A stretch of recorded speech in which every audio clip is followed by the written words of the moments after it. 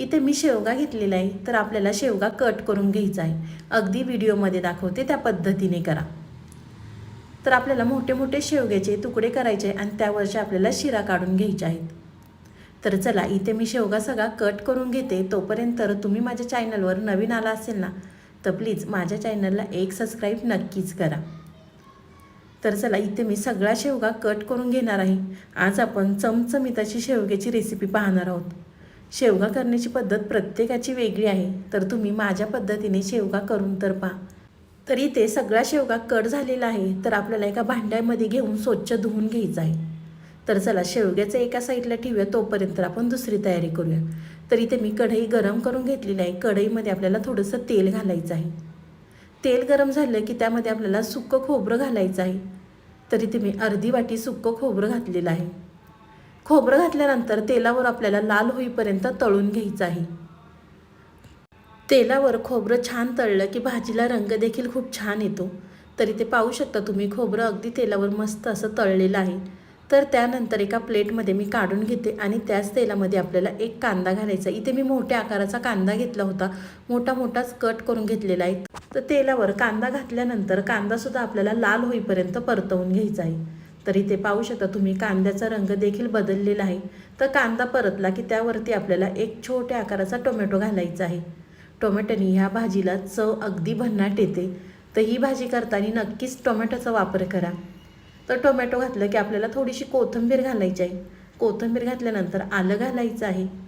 आलं घातल्यानंतर 10 ते 12 आपल्याला लसूण पाकळ्या घालायच्या आहेत आणि 1 मिनिटभर आपल्याला परतायचं आहे. आणि त्यानंतर आपल्याला हे वाटण सगळं थंड करून घ्यायचं आहे.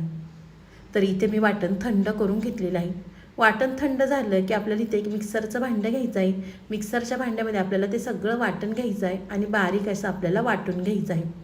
वाटण अगदी बारीक वाटून घ्या, म्हणजे भाजी अगदी व्यवस्थित मिळून येते.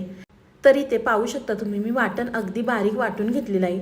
वाटण वाटताना पाण्याचा वापर केला तरी चालणार आहे. तर चला, वाटणसुद्धा वाटून झालेलं आहे.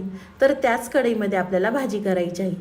तर कढई गरम करून घ्यायची आहे. कढईमध्ये आपल्याला तेल घालायचं आहे.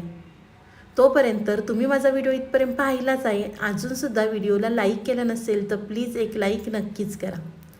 तेल घातलं, तेल गरम झालं की आपल्याला छोटा चमचा जिरे घालायचे आहे. जिरे तडतडले की त्यानंतर आपल्याला कढीपत्ता घालायचा आहे. कढीपत्तासुद्धा तेलावर तडतडला की जे वाटण आपण वाटून घेतलं होतं ते वाटण घालायचं आहे आणि तेलावर तेल सुटेपर्यंत परतवून घ्यायचं आहे. वाटण परतायला खूप जास्त वेळ लागणार नाही, कारण आपण आधी सगळं वाटण हे भाजून घेतलेलं आहे. वाटण अगदी व्यवस्थित भाजलं की परतायला खूप जास्त वेळ लागत नाही. अगदी 2 मिनिटात छान अगदी परतलं जातं आणि लगेच वाटणाला तेल सुटतं.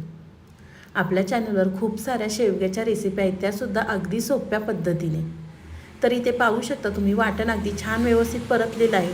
त्यानंतर आपण काय मसाले ॲड करणार आहोत. तर इथे आपल्याला कांदा लसूण मसाला घालायचा आहे. कांदा लसूण मसाला 1 चमचा घातल्यानंतर अर्धा चमचा आपल्याला बेडगी मिरची पावडर घालायची आहे.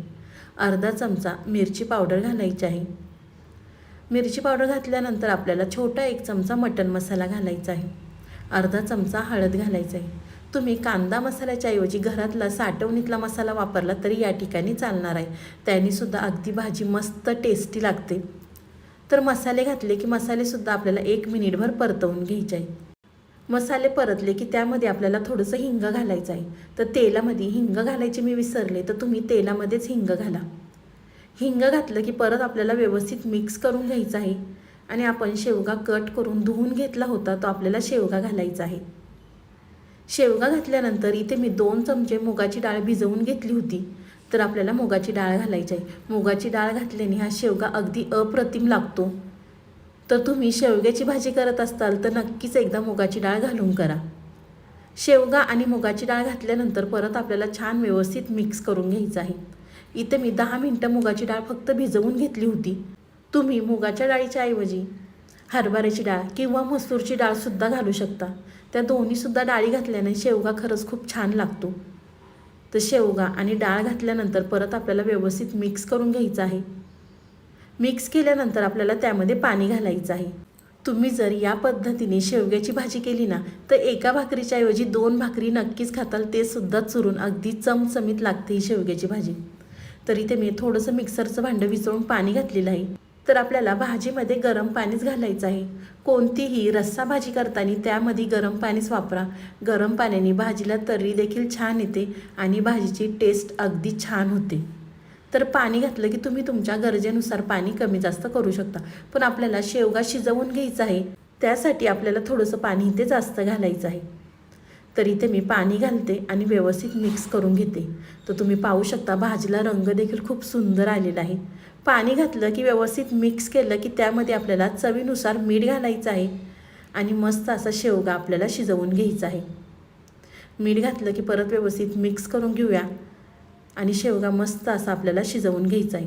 खूप जास्त शेवगा शिजायला वेळ लागणार नाही, कारण शेवगा इथं मी अगदी पातळ शेंगा वापरलेल्या आहेत.